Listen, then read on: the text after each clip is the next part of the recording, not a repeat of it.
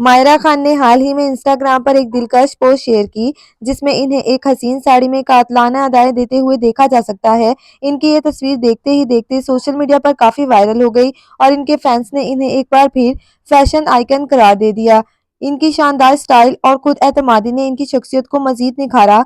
मायरा खान की पहनी गई साड़ी मशहूर डिजाइनर मनीष मल्होत्रा की तैयार किरदा है, जो बॉलीवुड की हसीनाओं को अपने शानदार मलबूसात से चार चांद लगाने के लिए मशहूर हैं। साड़ी के साथ मायरा खान ने स्लीवलेस ब्लाउज का इंतखाब किया, जिसने इनके लुक को और भी दिलकश बनाया। इन्होंने अपने गले को बगैर जेवर छोड़कर सादगी में खूबसूरती का बेहतरीन मुजाहिरा किया।